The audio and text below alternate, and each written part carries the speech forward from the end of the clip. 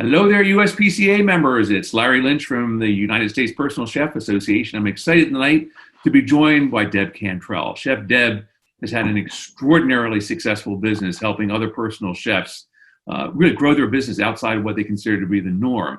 And the coolest thing about it is that Deb has done this not only because she's learned about it, but because she's done it. And there's nothing better than being in this personal chef world and understanding that. If some of you were on our call on Monday, you saw Simon T. Bailey really talk from a big picture perspective on some of the things you could do and rethinking your business and shifting your thinking. So the question now is, if you're shifting your thinking, you're shifting your model, what do you shift it to? And so we're looking for Deb tonight, as she does so well with so many members, to share with all of you many of her ideas and thoughts and ideas. We ask you to push up your questions as you get them. If you can't hear us, someone I'm sure will tell us that, but so far, Deb, I haven't seen a chat that says we can't hear you, so I think we're working as we should be. Tonight's session is recorded, so when we're done, Rob will do some editing to it, and we'll push that out on YouTube. But for right now, it's Deb live and in person, so Deb, it's over to you. Thanks, Larry. So guys, just a little bit of housekeeping. Whenever you want to ask a question, there is a Q&A section. You guys can just ask the question in there. We're going to cover 3 different points today, and I'll tell you what those are in a minute, but after each of those 3, then we'll try to get those questions answered instead of saving them all to the end. If the technology isn't working, which I can be an IT nightmare, just let us know in the chat section, or really anything else you want to say in there, just kind of general information, but try to really hold that Q&A section specifically for Q&A so we don't have to weed through everything. Thank you guys for listening today. Probably at this point, you guys are sick to death, and I'm just going to kind of call the elephant out in the room of being on webinars and having information shoved at you from absolutely every source possible. So thank you guys for taking the time to be here with us today. The 3 things that we're going to talk about today is, the first one is we're going to do a little bit of future casting.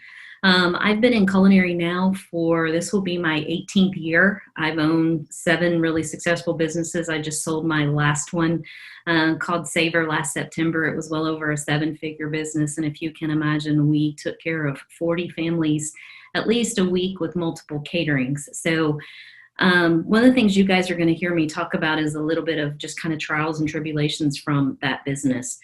But what I really want to concentrate on today is you guys. So, and try to help you out in every way possible. So the first thing we're going to talk about is just kind of some future casting, just kind of things that I see coming out there.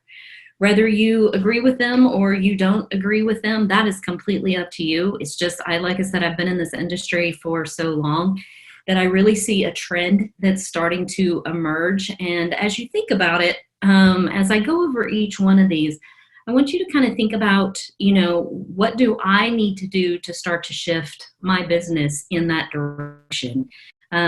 Give you guys something else to kind of think about and do besides watching 1,000 episodes of Frozen or drinking all the wine or alcohol in your house at this point. So give you guys some things to do to work on your business.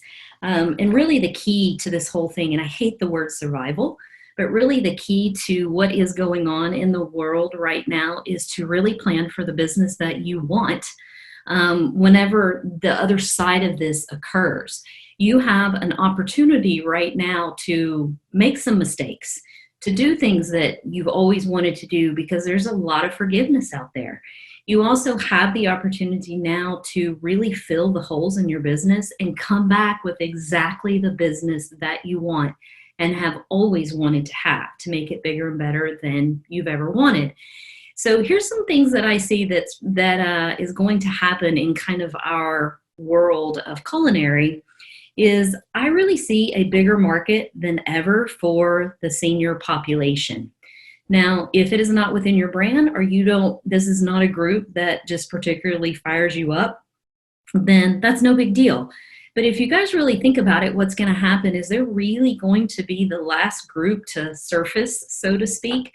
So if you've ever thought about adding a senior component where you market to seniors, possibly special dietary needs of seniors as well. Now's the time to really think about doing that. They're going to be the most vulnerable for a long time, and they're going to be the least likely to still want to leave their homes. The other thing that I really think we need to realize as culinary business owners, that you feed people. That's kind of a well duh statement, but people are going to be sick to death of their own food. A business that feeds people is going to be the first business that kind of come back up, that people want to spend money at. I don't think that you should worry necessarily about your personal chef service because it is an in-home service. But what you have to realize is people are going to be sick to death of their own food. And regardless if you guys realize it or not, you guys are an outlet. You're a breath of fresh air. You are at times kind of a source of entertainment too. A lot of times for you guys that do special dietary needs, it may be a source of nutrition or a have to, but for some of you guys that actually serve a higher end clientele, it's how much they value the food, and they value not necessarily having to do it, but just kind of the coolness of having a chef prepare their meals. So one of the things that, if you are able to, not all areas of the country are able to do this, but if you've lost some clients, you want to cook or choosing to cook or can cook, then go back to those clients that you've lost and see if they're kind of tired of their own food, even now. But I really, truly believe that the industry of culinary will be the first to kind of come back and be able to recoup the money. A lot of you guys know me, some of you don't. I have a tendency to be very kind of brutally honest. And one of the things that I want to say is this is kind of a time of what I call culinary kind of natural selection. There will be a lot of businesses that just simply fail and don't come back. They can't come back for multiple reasons. Maybe they don't want to come back. What you guys have to realize is this is going to leave a huge hole in the marketplace. I really think that probably it will be 50-50. I think 50% of culinary businesses, whether you're a personal chef, you do prepared meals, you cater, or even some of the restaurants and food trucks out there, I think that they will tough it out and make it through it. But I think the other 50%, more or less, I don't think they will.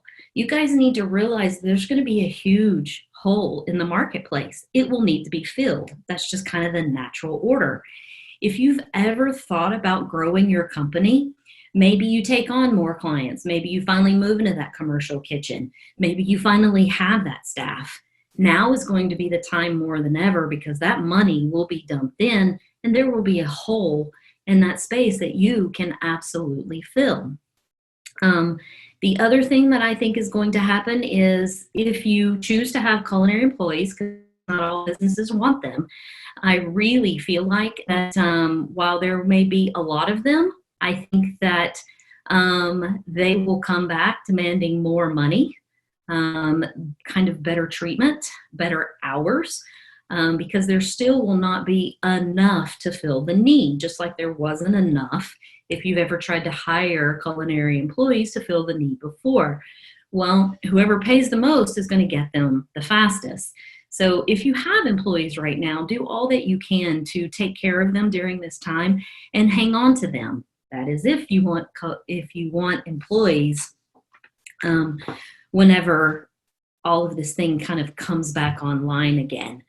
The other thing that I really want you guys to think about is what hole is going to be out there that you've always wanted to fill. What do I mean by that?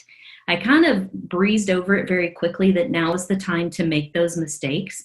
We're going to go into just a little bit of what people are doing right now across the country to make money, and then thinking about your brand, what you can do in the future to make that money.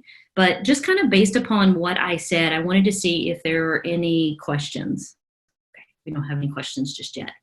So that is a little bit about kind of some culinary predictions that I think is going to happen. If you guys have some of your own, please put them in the Q&A section. I know that they're a statement. If you guys think something's going to occur, if you want to share it with the group, if you think that there is something that's coming down the pipeline that maybe I said, I encourage you guys to put it in the Q&A section so we can talk about it just a little bit. The next thing that I want to talk about is maybe some things that you need to think about doing currently, or some things that you may want to start doing so that your business comes back better than ever. And also what other chefs are doing across the country to grow their business right now, are some bigger thinking things whenever this is all said and done. So if I don't mention something you're doing and it would really benefit the group, please put it in the Q&A. As well as questions as well. So let me kind of start by telling you guys, because I talk to you guys, chefs all over the country, not just part of the USPCA, but part of other groups, because I work with not only personal chefs, but caterers, cooking class instructors, food product people. It kind of runs the gamut of the more artisan chef. Well, let me tell you about some of the things that they're deciding. I had a chef that called me the other day, and she said, I will never, ever rely again on just one offering. She's a coordinator out in Berkeley, California. I said, what do you mean by that? She said, well, my business is devastated right now until, this all kind of comes back again. And I said, well, what do you want to do? And she said, I will never rely on one source of income again. So those of you guys out there that just have one source of income and want to grow your business, not everybody does, consider having one more, if not two more sources of income. What I don't want you to hear is Deb said that I can go and diversify and I can try all these services and I can do all these things I ever wanted to do. That's not what I said. There's a reason why In-N-Out does burgers and fries and they don't have sweet potato fries and they don't have chicken sandwiches. They do a couple of things really well, and it's what they're known for. So as you think about your business, do you have so many offerings that people really don't know what to buy from you, and you have what's called brand delusion, or your brand is diluted so much? Or do you only have one offering and you really think that maybe you need two, if not three? You still have to market and market well each of those offerings and be known for something. The other fascinating thing that you guys are telling me is, for those of you that are in a shared use kitchen, you guys are never wanting the possibility of not being able to use that kitchen for your business, because so many are being kicked out because the landlords can't afford it. Others are just having to stop being in the kitchen totally because they have no business or chose not to have any business. Well, the thing about it is I'm talking to some of you guys and they're like, we went to the landlord, we negotiated a heck of a deal, and I've got the whole kitchen now. So when all these culinary business owners come back online, they can rent from me. Some of you guys have decided to scrap the whole commercial kitchen idea, and I'm helping to negotiate leases right and left. What I can tell you guys is I have been in absolute awe of the tenacity and what you guys are now willing to do to make your businesses work. What you guys need to think about, though, is what is it, if you're able to, some people can get ingredients, some people can't. Some people can run their business, some people can't. Larry put out an email about how personal chefs are absolutely essential. I know that some counties across the country and cities are not caring that we are essential, and others are. But guys, you have a brand for a reason.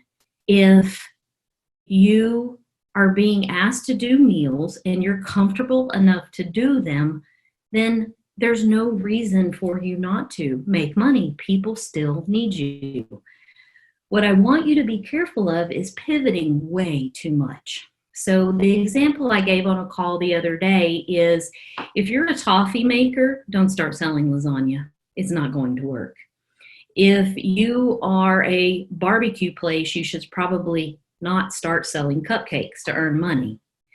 Now, more than ever, is your time to explore and try new things. So, for example, if you do have a personal chef company and you're able to start doing kind of family style meals to make some extra money right now, you should do that.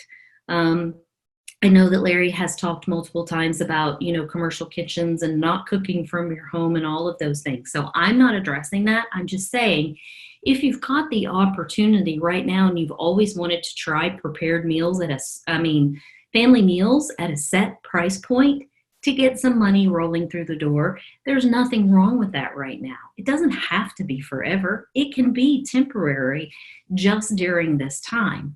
I'm talking to some chefs that are literally just scared. They don't necessarily have a shelter in place. They're just scared to be out, and the clients are banging down their doors for them to come cook for them.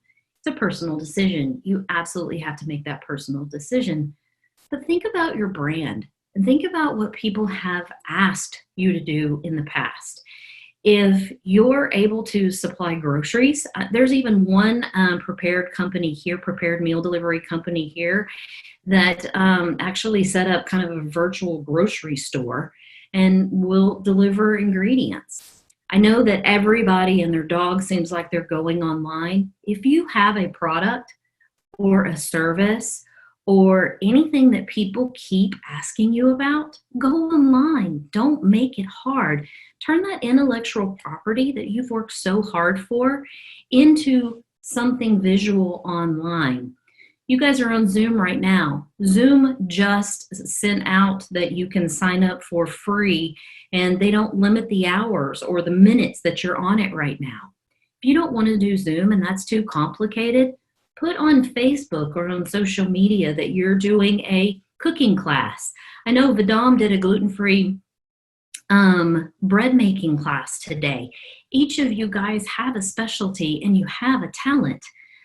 Put on there that if you want to charge for it, charge for it. Do not be ashamed to charge for what you do. You have to feed your family as well. If you want to do it for free, do it for free.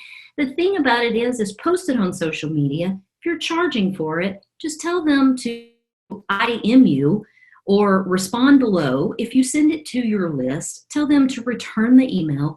You'll send them an invoice, and then you'll make them part of a private Facebook group. You can do Facebook Live and only let in the people that paid.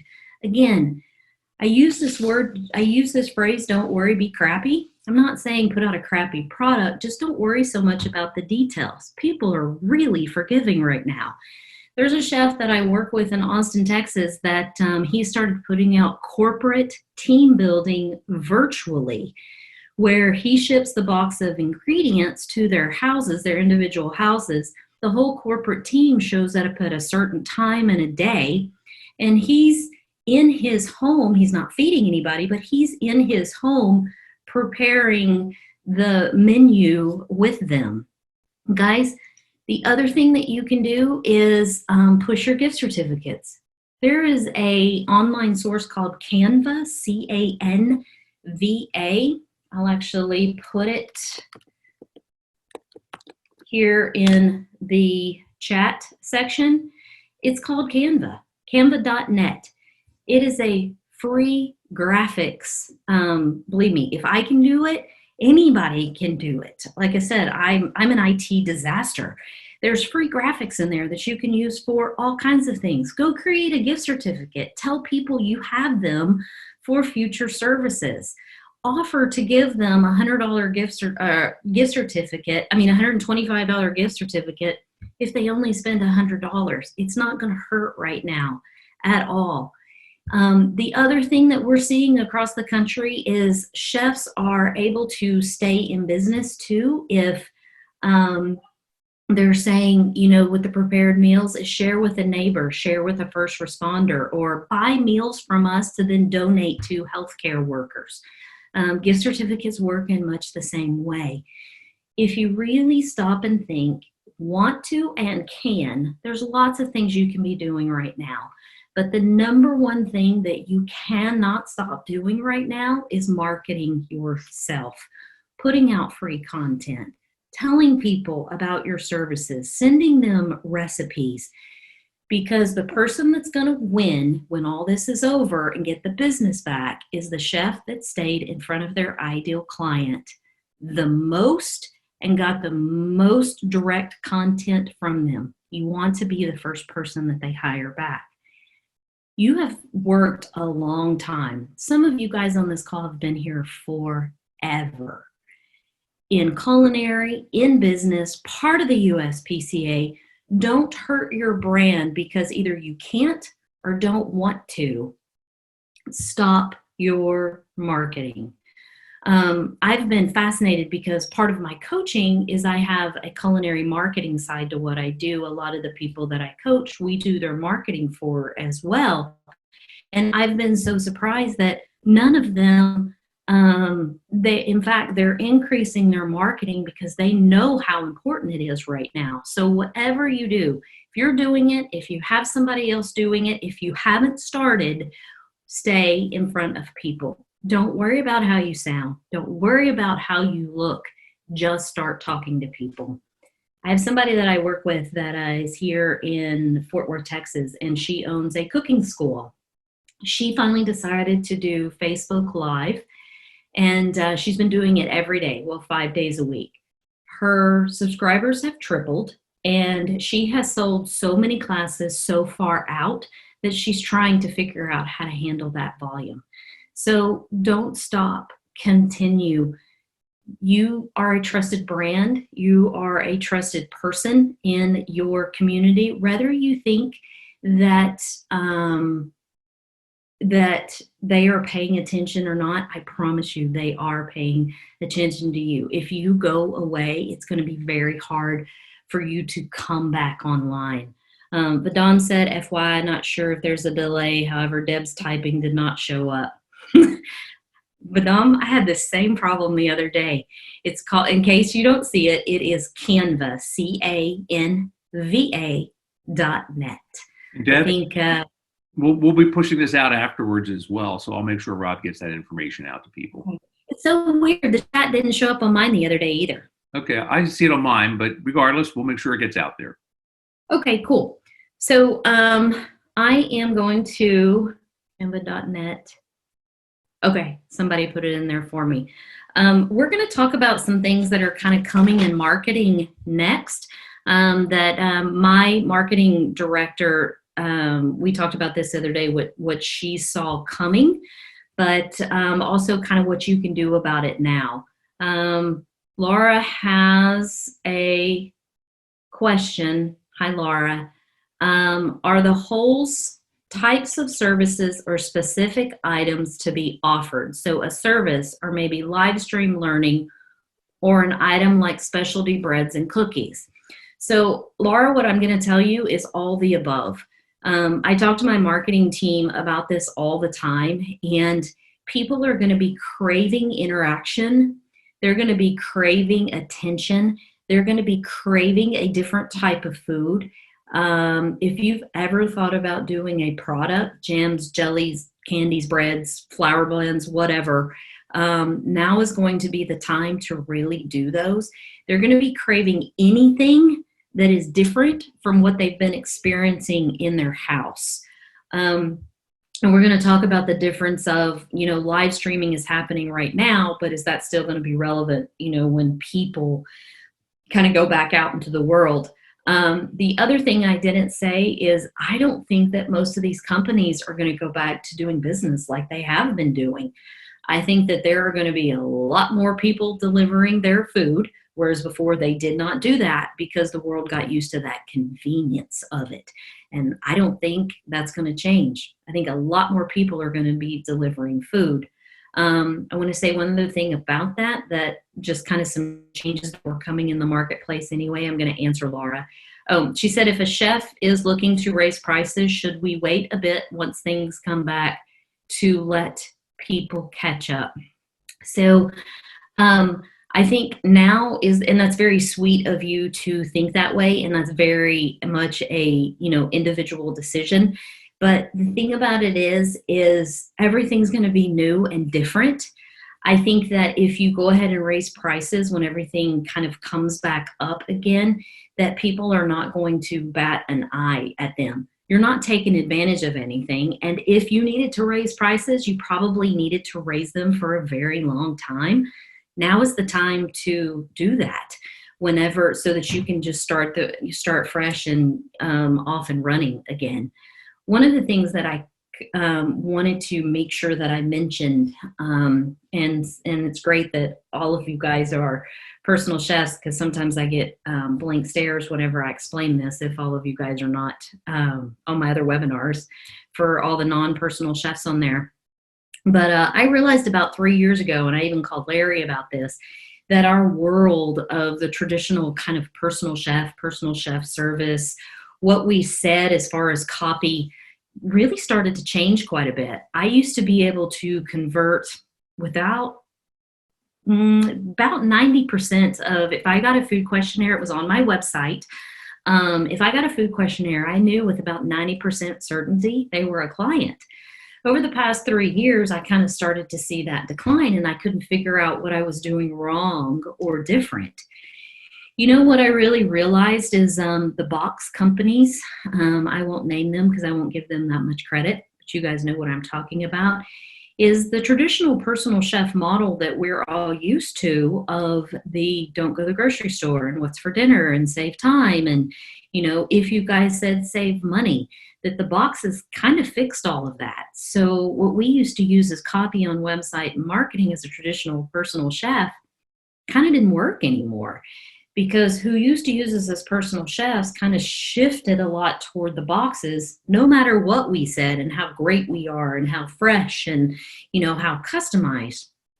What I really started to see over the past 3 years, and I really realized it whenever I completely rebranded and changed my copy, is I really started to kind of shift our focus and our pricing to serve a higher end clientele that really wanted to use us more as kind of a personal / private chef. Of, yeah, they wanted 3 or 4 meals, you know, in their refrigerator a week, but then maybe they want us to come back on a Friday and serve those meals to them, or occasionally do, you know, a tea party or catering for a birthday, where we really started noticing that the who used to use a private chef now really wanted the convenience and sometimes the cost savings of a personal chef. And so when we really shifted our copy and shifted our marketing to talk more about lifestyle, convenience, a higher end type of service instead of so much what's for dinner, we had clients come back in droves, and we were able to charge a higher price point. So I'm not saying that the idea of a personal chef went away. We still had people that hired us for traditional personal chef services. What I'm saying is, think a little bit outside that box into how you might have seen your client shift.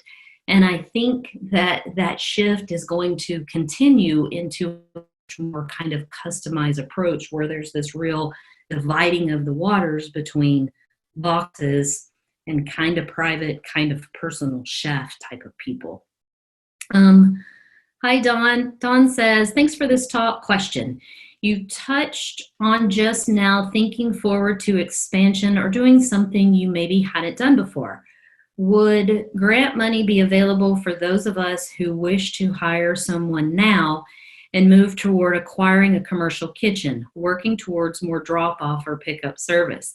Dawn, I wished I had this answer for you. I would love to tell you yes, but I have been on 1,000 webinars, what feels like anyway, to figure out what all this money is best used for and how. And I really can't answer that question for you because it seems like it changes every 5 minutes. However, there is a grant out there that says specifically what you have to use the money for, and it's actually the one through the SBA.gov. I mean, it literally takes 5 minutes to apply for. There's some stipulations in there, and one of them is a change in direction of business from what I have read today. Since we have been on this webinar, that could have changed. I'm actually applying for a lot of these grants and loans because for me, my growth strategy and plan to work on my business while all of this is going on is I'm in the process of building a brand new website with a virtual team that got it done in a day. Well, most part of the day, and then over the week. And then I'm also going to start a podcast for culinary business owners as well, so that Larry and I are going to kind of work on some of those things together. So one of them out there says that you can do it to change direction in your business. So I hope that that helps you. What do you mean by family style meal? What does that look like? Okay, I'm going to get really, really granular, and I wished I could pronounce your name, but I'm simply not going to butcher your name. So I apologize for not calling you by name. Let me get really granular so you guys kind of stick with me. Some personal chefs right now only are abandoning the model of a traditional personal chef or adding this particular service to what they're already doing. So they're taking 5 of their most requested recipes. Comfort food works really well right now, so please don't overthink this. I'm talking casseroles and meatloaf and stuffed potatoes and baked ziti, okay? I know some of you guys are going, I would never make that. Well, fine, don't. But this is used specifically for this example. The comfort food works really well right now. What they're doing is they're putting out a set menu. Sometimes some are changing it weekly. Some are saying these are the 5 meals that I have. And what they're doing is they have 5 meals. They usually have one side with it. It's usually a green side of some sort and a dessert. If you want to do 2 sides, it's up to you. But I'm just kind of giving you the example. So they are sending this out on social media to their list. When I say list, I mean like your email list that all of you guys should be collecting your names, even if it's on a simple spreadsheet of anybody that's ever used your service, is currently using your service, or ask you about services. We can get into the legalities of that later.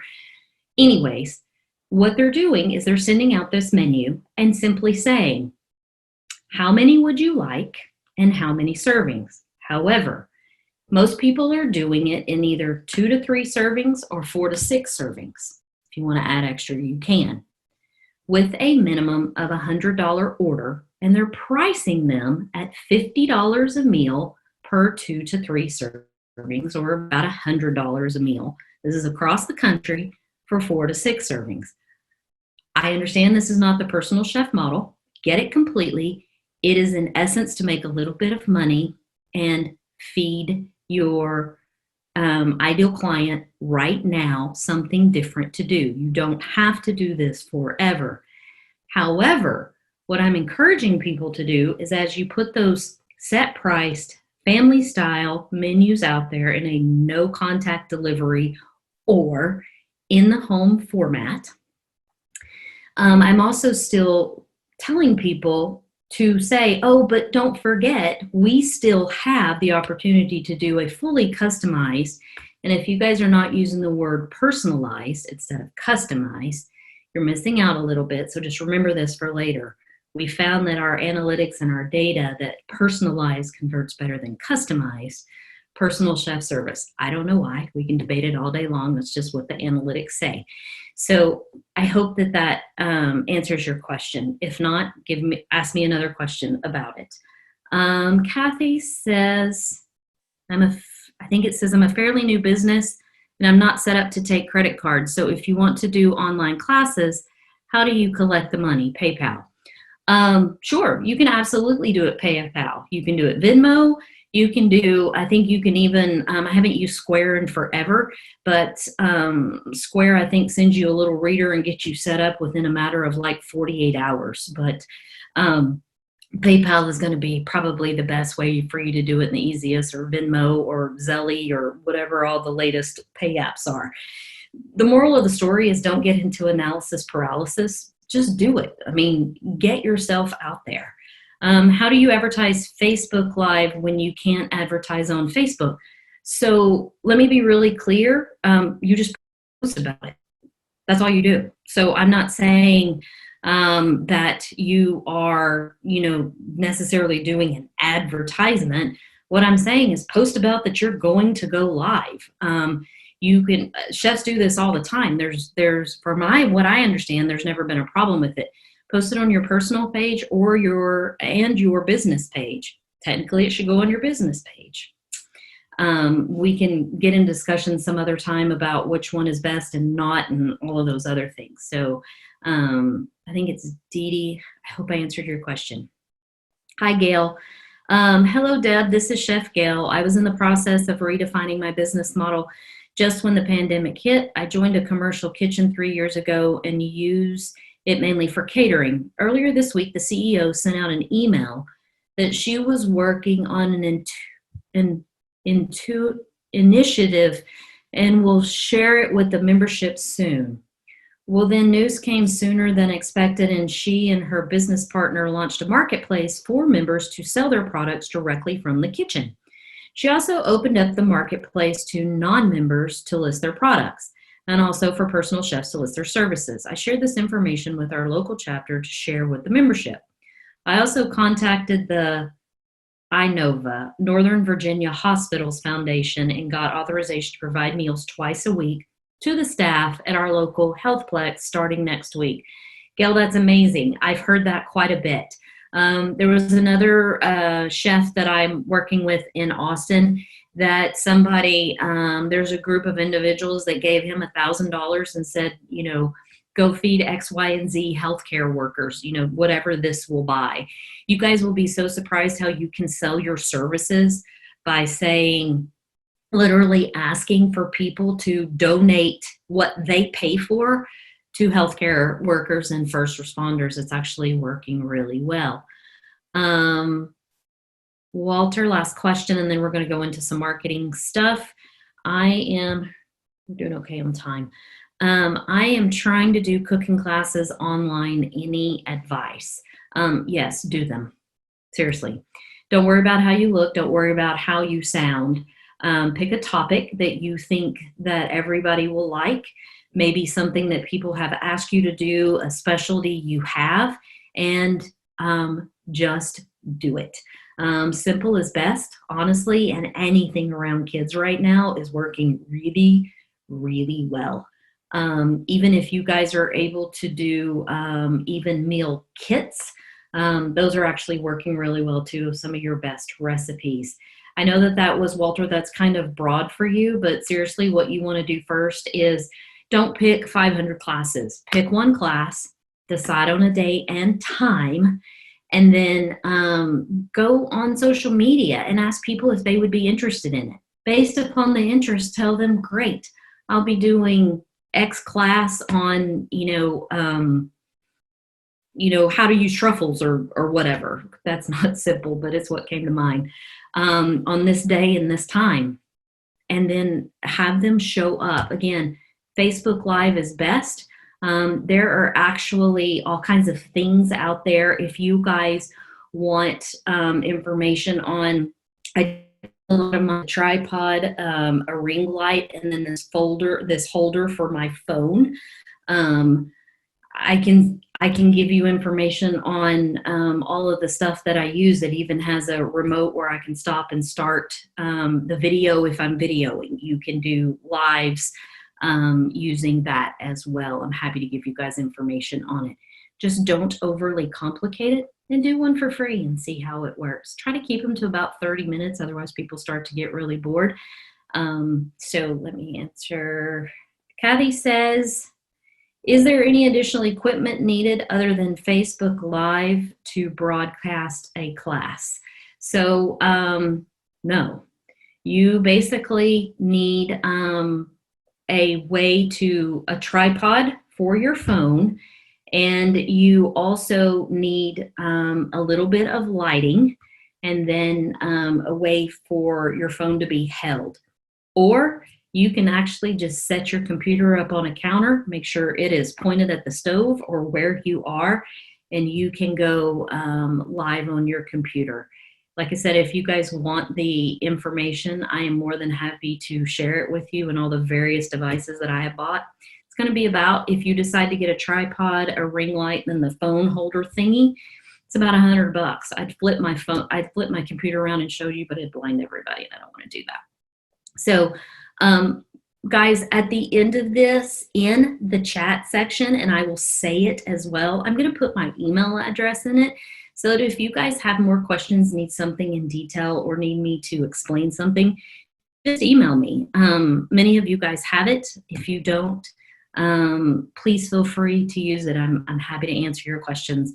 I do want to move into just a little bit about I have a marketing director, and then I also have an account manager that does a lot of the actual chef's marketing.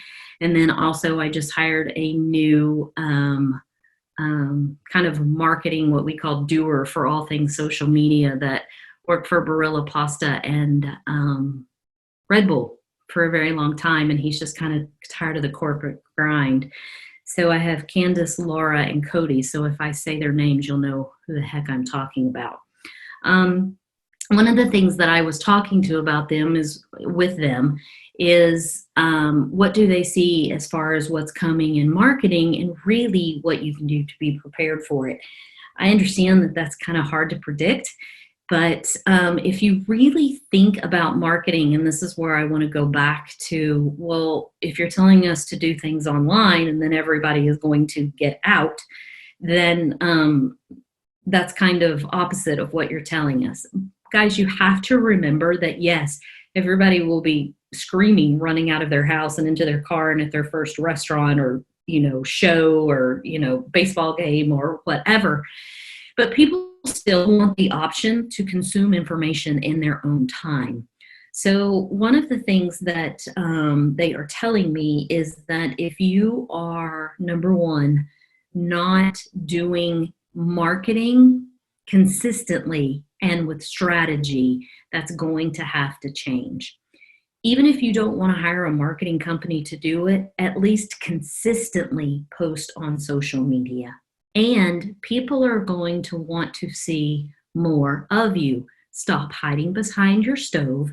Do a Facebook Live. Put a video of you out there. Anything that you can do. Here's my pet peeve, though.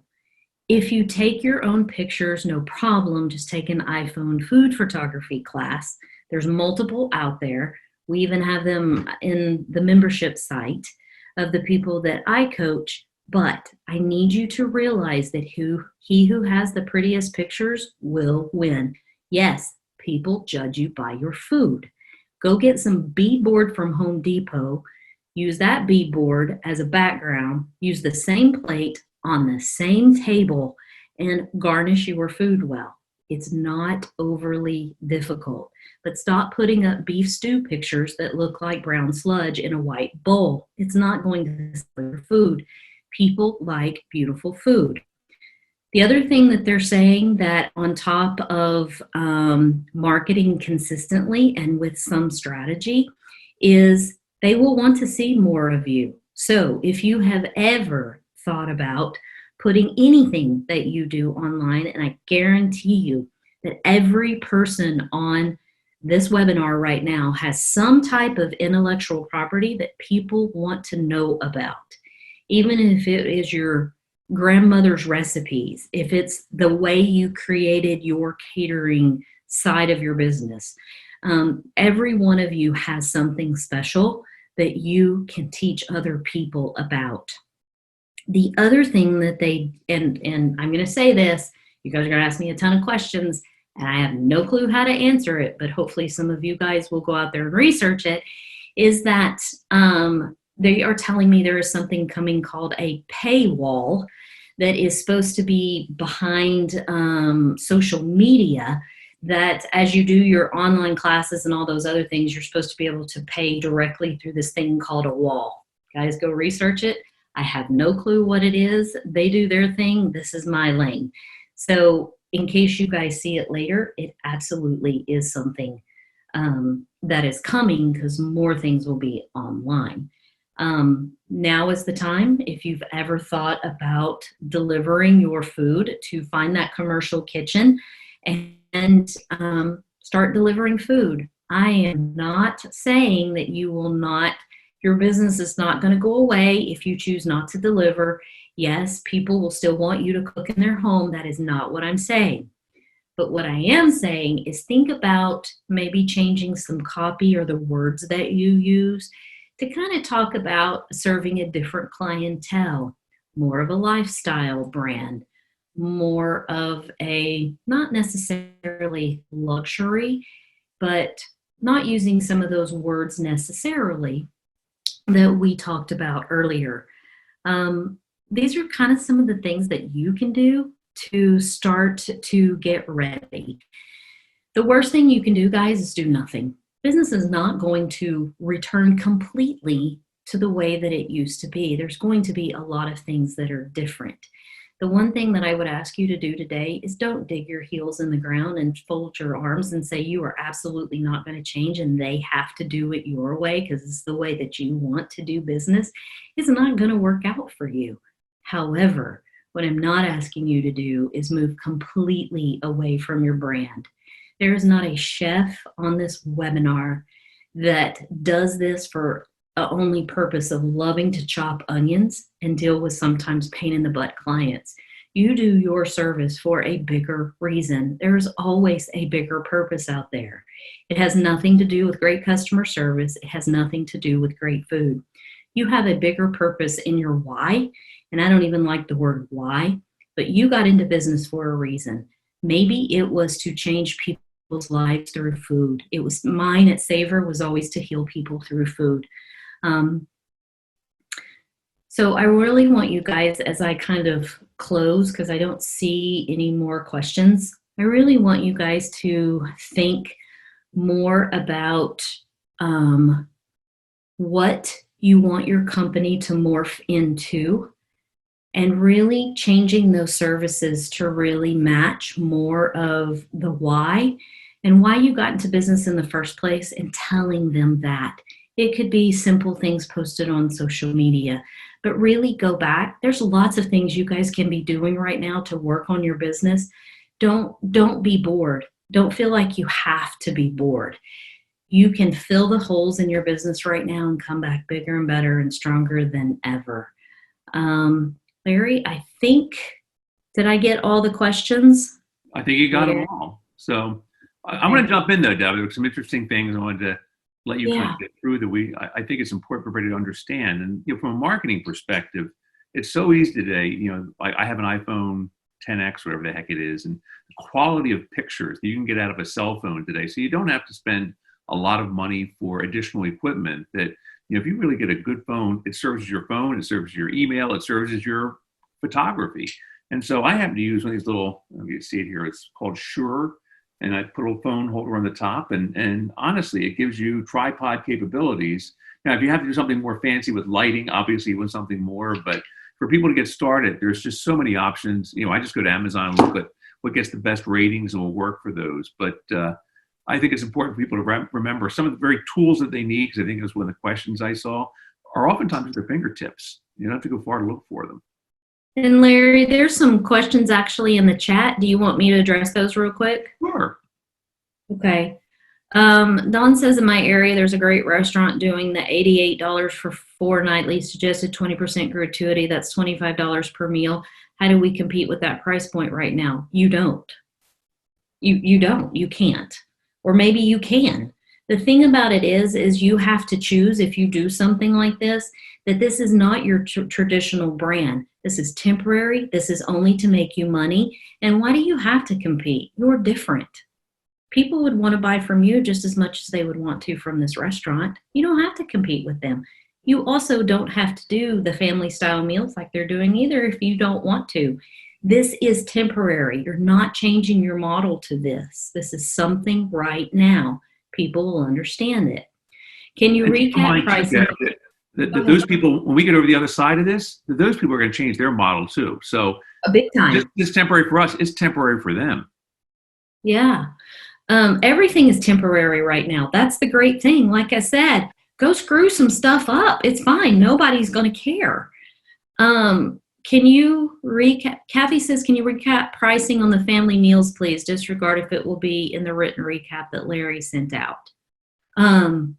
So if you want to, because I think that you may have a lot deeper questions on how to do it, email me, which I'm about to give you my email. But honestly, what people are doing is 5 of their best recipes at a low price point. They're allowing people to pick from the 5. Some are just doing 3. I've seen it for $50 for a serving of 2 to 3, a complete meal that does include food cost, or $100 feeds 4 to 6. Again, complete meal, one side, maybe a dessert, includes food costs. This is just a temporary offering, okay? We pushing the video. I love focusing. Oh, kids cooking class is kits. Kids during no school gap.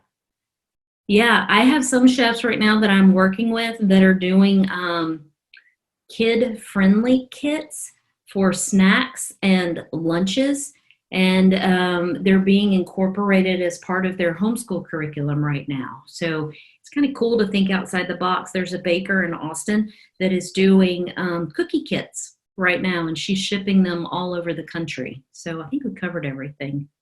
Anyways, guys, what I didn't do, and I'm going to go ahead and put it in the chat, but I'll say it out loud too. My email address is deb@chefdeb.com. And for those of us that are old, I hope that you can remember that. That's the reason that I got it. Chef Deb. I still remember it. And if you spell chef wrong, then yeah. So helpful. Thank you for doing this webinar. I'll be in touch. So anyways, Larry, I'll let you take it back over. Yeah, so a couple of things. One of the early questions really related to the CARES Act, and that is a moving target right now. To your point earlier, we are doing a webinar on Tuesday at 8 p.m. With Scott Michael, who is our CPA, who has been informing us every day. And every day I think I have it down. He sends me a note with something else that's new. So I will be sending some new information out to the membership in the morning. But I can guarantee by the time we get to the webinar on Tuesday, it will have morphed 3 or 4 more times. And so the funding come out of the government is clearly a moving target. But I think at the end of the day, the government realized that this shutdown is unprecedented. And so the drive is to figure out how to keep business, and particularly small business, alive. And so we're determined to make sure that we can provide our members. And the good news is, if this works as we hope it will, and we're going to keep driving that message home, we're going to keep lobbying with Washington. But to have that ability to have some cash underlying your business gives you even more freedom now to try and do new and different things. But stick with us. We're going to keep pushing it. We'll keep getting the messages out there, and we'll keep researching that. So that's critical. The other thing that just came out moments ago, and fortunately I was off camera, so you didn't see me drop my iPad and fall out of my chair. A lot of the questions I have are whether or not people feel safe going into other people's homes. And I think, as you know, I'm the national spokesperson for all things COVID for the Restaurant Association. And so in that, the question I'm always being asked now, well, we keep hearing that CDC is going to require face masks no matter what. I just moments ago got the guidance from CDC. And this actually, I think, pertains to people cooking in other people's homes. CDC is recommending, there is no mandatory, but they are now recommending that anybody who needs to wears some kind of face covering. Doesn't have to be a surgical mask, doesn't have to be a medical mask. It can be something that's cloth. But the idea behind that is going into someone else's home, you don't know who does or doesn't have COVID. There's so many people who are asymptomatic that by having the face mask in front of you, you reduce the risk if you have it or someone else have it of basically sharing the virus. And so before, the concern was, well, if you're wearing the mask, it's porous, particulate matter can get through. I'm not going to get into all the science of that, but in essence, your face, your eyes, your nose, and your mouth are exposed, and that's where the virus hits. So even at the end of the day, like, that's why we're saying wash your hands, because technically, for all intents and purposes, if somebody doesn't sneeze on you or do something else, you touch a surface, wash your hands, and you're going to be in pretty good shape. So I think my message to chefs who have a real fear about going to other people's homes, have a good discussion with those people. Understand their health conditions, understand your health conditions. If you do need to, tell them wear a face covering. You are off limits the entire time you're there. Your kitchen is off limits. Sanitize on your way in, cook, sanitize on your way out. No shaking hands, no bumping elbows. There's nothing there. But the chefs have to have the comfort level. But the social distancing, which means distance, now taking a look at the fact that if you just say to them, I'm going to come to your house, but you're going to wear face masks if you do, then you're going to, you've got a much better chance of being protected. So, we don't want to recommend that any chef do anything that's going to put themselves at risk. But if they continue to find the guidelines, and tomorrow morning I'll be publishing the CDC update.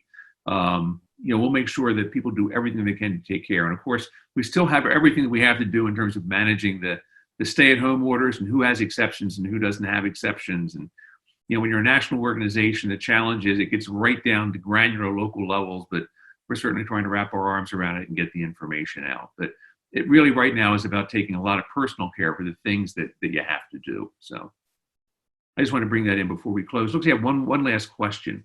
Did a whole service with a mask on yesterday, even with nobody home. It was doable except for when tasting dishes. I would say if there's nobody home, tasting the dishes is an okay thing to do. But if nobody's home, even then, just make sure you sanitize the surfaces on the way in, sanitize on the way out, wash your hands frequently. And to that point, if you're not exposed to anybody, you shouldn't be exposed to anything in terms of the virus in the home itself. So it's good to do. And something a good friend of mine from North Carolina State University published the other day, in counteractive to something someone else had seen, please don't wash your vegetables in soap and water. It's not a good thing to do. Yeah. Have been sanitizing both ways since February. Thanks, Larry and Deb. You're most welcome, Meryl. And that's what makes personal chefs exactly what they are, is being personal. It's the things that nobody else is thinking about doing that everybody's doing. So we're good. Awesome. So Deb, are you good at this point? I'm great. I think I have melted brain sufficiently and the heck out of people. So they have my if they need anything else. So someone just sent in personal and paranoid. So Merle, my new motto: personal and paranoid. So, okay. As I shared the other day, we're going to push this back out once we get it. Rob gets a chance to go in and do some editing. Deb, I really want to thank you. I haven't shared with everybody, but Deb was going to be one of our opening presenters at the conference this year, and of course, we had to move that out. I'm going to publicly beg her now to make it for 2021 for us and do her class and be in there, because she just does such an awesome job. So from the bottom of my heart, I thank you on behalf of the membership. You have been a guide for me since I've been involved with this, and we couldn't do it without you. You're so welcome. I love this group. So I've been a part of it for, I guess, since day one, since I started 18 years ago. And look what's changed. So much has changed. So much. I started out in people's homes and thought to myself, I wonder if there's a couple of people I could cook for. Yeah. And how often we hear that from members? That's true. That's the driver. Can I do this for other people? And then becomes the business. So Deb, I think we'll close it for the night if that's okay with you. Okay. Absolutely. My thanks to you again. And just a reminder to members, watch tomorrow morning. We'll have some updates out first thing in the morning in email. And again, a reminder, we're using MailChimp, and I have yet to find the perfect system that doesn't end up in somebody's spam blocker. Check your spam. But if you can't find it, Vince and Angela both have copies of emails. They can shoot them back out to you outside of MailChimp. So we want to get the information to you. And then next Monday night, we'll have that link going out here shortly. Tuesday night, 8 o'clock, Scott and Michael talk about all things with the CARES Act as we know it at that moment in time. We'll keep pushing stuff out there, but live Q&A and live information, particularly as it ties to personal chef structures. So if that's it, I thank you. And we'll see you guys on Tuesday. Deb, thanks again. Everybody. You're welcome. Bye. Bye.